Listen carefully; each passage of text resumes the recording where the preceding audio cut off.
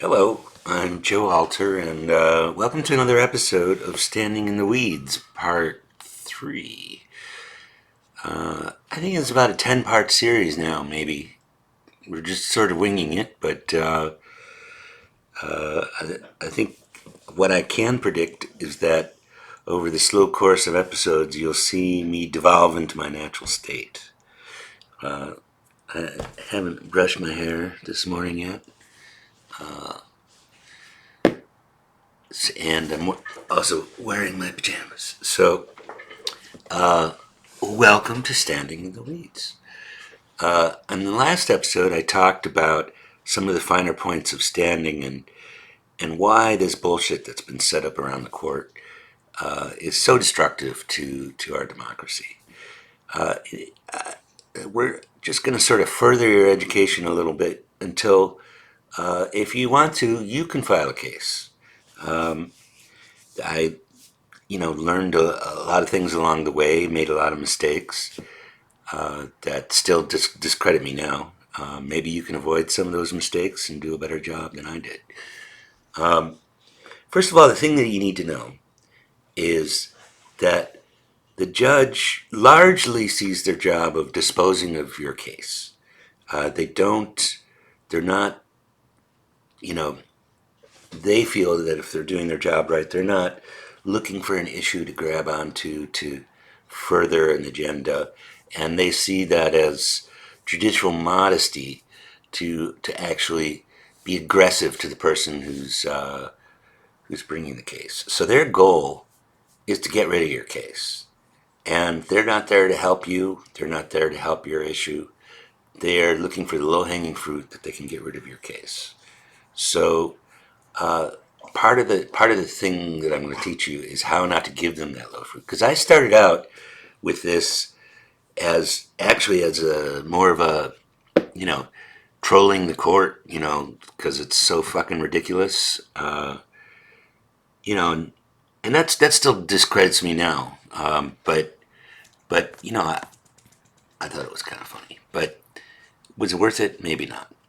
The first case that I filed was about a decision that was 303 Creative v. Lennis, and in which the Supreme Court basically sanctioned bigotry in the office place against homosexuals and LGBTQ, and that they made it a matter of speech that they could discriminate. Lots of problems with that, and I mentioned most of them in my filing, which I still stand by. But maybe I went a little too far when I suggested, Justice Thomas, if you grant me this win, you can fly on my jet anytime. And said, I'm not asking for damages, but, if you want to ride on my jet, feel free to award $1 billion trillion. They were not amused, I guess. So don't do that.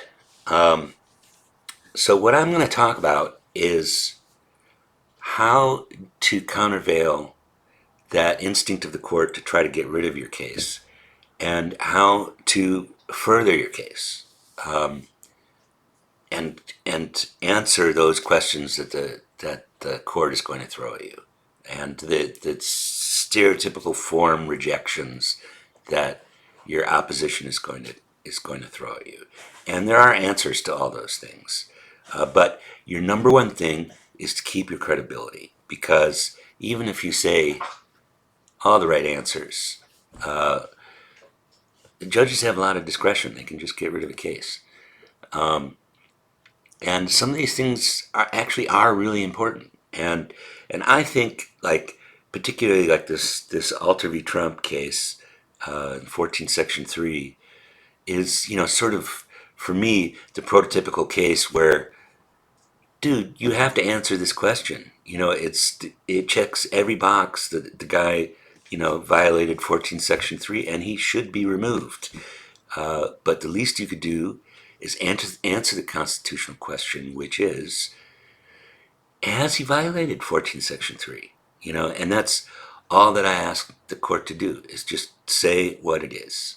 And it's impossible for me at this point. But maybe you'll have better luck, because the question has not been gotten to. And until the question is gotten to, the court is required to treat each case, each complaint as new.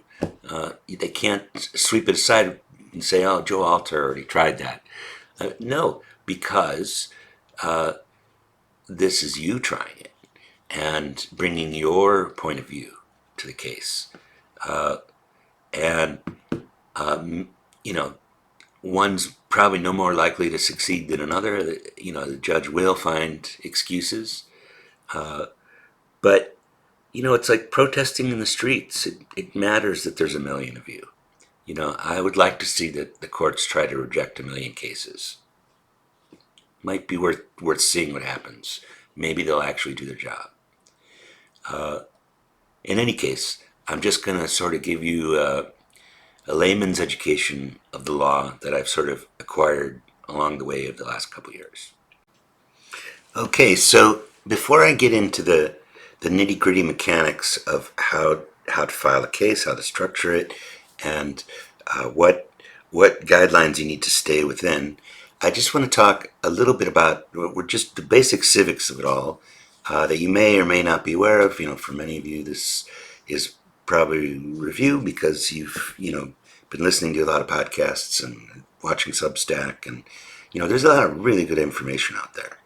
But there's also a lot of sort of self-imposed helplessness, and that's what I'd like to sort of push past, is that you have a right to petition the government. Okay, this is your right. This is your birthright of being a citizen, and the courts have all but weeded that out for you. So the things that you're going to be up against are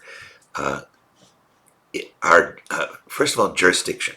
Okay, the federal courts are where you go to answer constitutional questions. You don't file a case in the state courts to answer a constitutional question, because even if you go all the way up to the state Supreme Court, it's going to get dragged into federal court eventually to answer the question.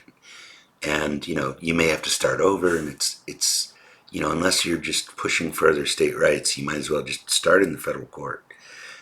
So we're going to use my case as a prototype for the simplest possible case you could set up in a federal court.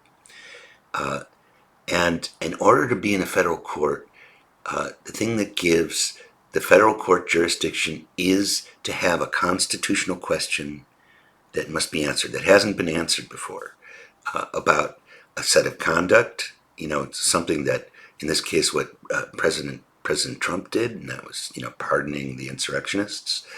And is that a violation of a constitutional amendment? And my view is yes. 14 Section 3 is really 14 being the amendment, Section 3 being the third section of that amendment.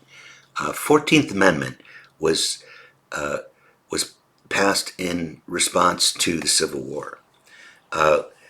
And just the civics of it is that a lot of it is worded like, no, the Constitution has always been this way, has always had this intent. It just didn't state specifically enough, apparently, that we had to have a civil war over it.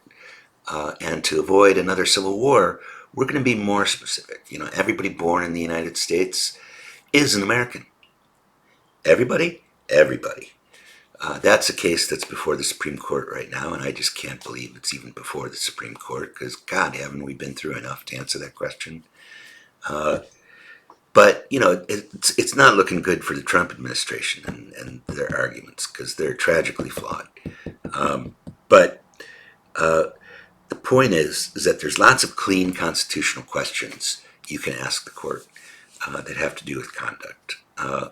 But I'm focusing mostly on the amendments that were written as a result of the Civil War, because those are the amendments that are under the deepest attack. birthright citizenship is one of those issues, which has a lot to do with immigration, and this administration is currently making an issue that well, the people that we want to throw out are vermin, so therefore we can, you know, they're not entitled to be Americans. They should have to pass some kind of special test before their kids can be allowed to live here. Um, that's that's not the way it works. So whatever issue that you're pushing, look at the history, because that's become very important right now. This court, uh, like for instance in Dobbs v. Jackson and South, uh, they made the point that well, yes, it's been a preference of the court that abortion is a is a private right to have control over your body, for a woman. Uh, and many issues flow from that. And the way they overthrew it was by saying, well, the Constitution never specifically said anything about having rights to control over your body. Never specifically said anything about having a right to get an abortion. Uh, and God says, please, that wasn't separation of church and state. That was never the intention. Uh, but this is what this is the hill that they're willing to die on, they say. Um, but if you don't push back on some of these assertions using their own rules, they'll just be permitted to use it selectively, and say, well, it doesn't specifically say that, a leopard can't eat your face off. So, well, that's where we live right now. So the first thing that you want to look at is the language of the amendment that's at stake. And the strongest kind of case is where you don't have to win it by implying the obvious. You have to just simply say why, even if you have to diagram sentences, why the text supports this. For example, uh, back to jurisdiction. In Article 3, which at the top of Article 3 is where the Congress delegates power to the courts to the federal courts to answer constitutional questions definitively, with finality, and because that's normally a power that Congress inherits from the people with our Constitution. So the flow is, these are all your rights that were designated to Congress, and then Congress divided it amongst the different branches, and who is responsible for what is always held in some kind of tension. And that's called the separation of powers. Because the whole idea is we don't have a king, one person that just on a whim can decide to invade a country or charge tariffs to the world or invalidate the meaning of the Constitution. Uh, the system of checks and balances, which you've probably heard before, is all about setting up multiple routes to the same result within the Constitution. So it's a framework that distributes power amongst the three branches. The branches being Congress is the first branch, because they're the representative of the people, and that includes the House of Representatives, which has like 500 of them, and it also includes the Senate, where there's like 100 of them. And those are the Congress seats are up every 2 years, and the Senate seats are up for re-election every 4 years, and they're sort of staggered so that they don't all come up at the same time, so that you can't have a takeover of government that happens all within one election cycle. And that's a check and balance on our system. That's a way to keep, because if you can corrupt a system fast enough, you can do that, and that's exactly what this administration is trying to do. But there are checks in the system that slow it down, and that's your job here. You're here to be the the squeaky wheel. to slow down the system when they're doing bad things. You're not here to win a case. You're here to to challenge the court to address the issue that they're ignoring. And in my case, I chose this one, 14 Section 3. As I said, it's a jurisdiction for Article 3 judges. To dispel a couple myths. First of all, if you look at the language of Article 3, what Article 3 says about standing is cases or controversies, meaning, something's happened to you, or there's a disagreement about what the law means. And in this case, we're focusing on what the law means as put up against a set of facts.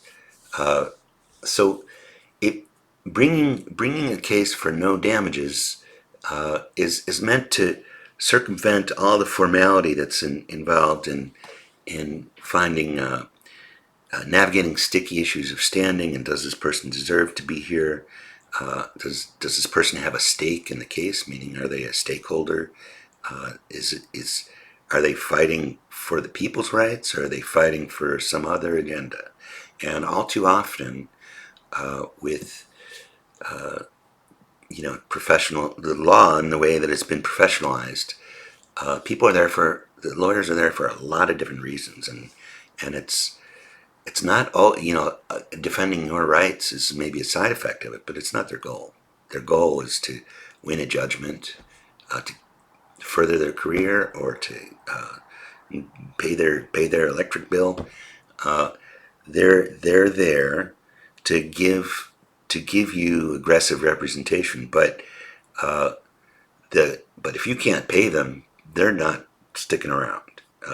And if they don't see that there's a way that the case can pay them in some way, they're not going to do the case. And that's why I think it's important for individuals to know how to confront the system, because it's actually very cheap to do. If you stay within the boundaries of asking the right questions and letting go when you've lost, whether it's right or wrong. Leave it for the next person. The whole point is the way I see it is we should crowdsource making the courts pay attention to issues, much like what we're doing in the streets. It doesn't really matter individually who wins. It just matters that the people are communicating to the court that they've got an issue that's important and needs to be answered. And as long as you stay within those good faith boundaries, you're pretty safe. The court's not going to punish you for telling the truth. The court is not going to punish you for demanding that they pay attention to an issue. As long as you do it within the decorum of the court and within the rules of filing, and you have the right jurisdiction, that'll dictate how far you get with your case. So back to jurisdiction, the Article 3 doesn't make any distinction, actually, in its duties and powers between the Supreme Court and all the federal courts that exist underneath them. Who's underneath them? Well, there's the appellate courts. I think there's 11 of them. I could be wrong. I'd have to check that. And those compromise sections of the country, not just one state, but maybe 4 or 5 states that basically aggregate all the issues from the district courts that are within those states. So you have the Supreme Court, the appellate court, the district court. District court is pretty low level, but it's still federal court. It's way above. It's not a parking ticket. Most federal judges are fairly brilliant scholars. Except for the Fifth Circuit. That's another story. Here's the thing. A lot of people think that the Supreme Court runs the courts. It doesn't. The Supreme Court, the only thing that's different between the Supreme Court and the lower courts is that the Supreme Court gets the last word.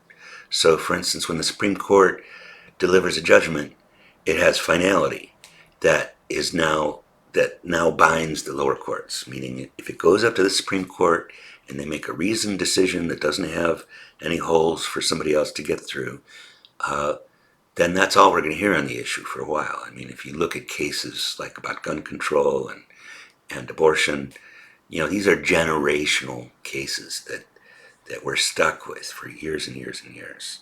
But unless we push against those holes that they leave, we're going to wait 20, 30 years because the professional legal establishment is not likely to push against those because, the lower courts are bound to those, and lawyers don't want to push the judges into uncomfortable places because it could affect their practice, their ability to practice, their ability to be credible in court. And if you bring a challenge if you bring a challenge that they know is going to piss off the Supreme Court, you're already starting in the doghouse.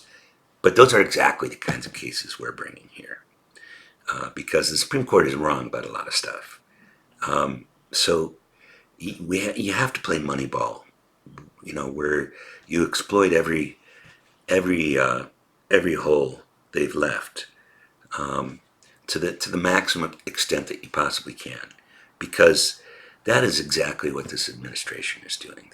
They're taking advantage of all the assumptions that come along with the office of the presidency and the DOJ, and turning them on their heads. Because I've never seen an administration spend so much time trying to challenge our basic notions of the Constitution, freedom, and separation of powers, separation of church and state.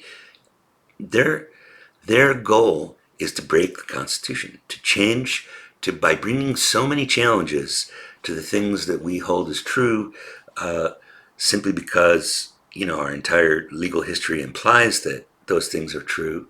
Some of them are going to slip through. Some of them are going to have unintended consequences, that are present in the original language. And unless we're willing to do that back and take advantage of our power of people, that there's so many people that can bring cases, they have a lot of resources. They have the entire FBI to do investigations. They have the entire Department of Justice to bring charges, whether they're facetious or not, or whether they're false charges or not, which is totally counter to all traditions. But that's what this administration is doing. It's challenging our traditions, and so the courts are in a difficult position. So your job is to disrupt, but don't break the law. To be a squeaky wheel, but don't violate the Constitution. Don't turn over cars and set them on fire. Don't be a nuisance. Don't be rude to the people, the hardworking people in the court. Stay within the lane, and the lane is very clear if you know the rules. And there's not a lot of trouble you can get to if you're not asking the courts for money and you're not trying to put somebody in jail. There's very few things that you can do in court that will actually get you into trouble. And it only costs $500 to file a federal case and $600 to file an appeal.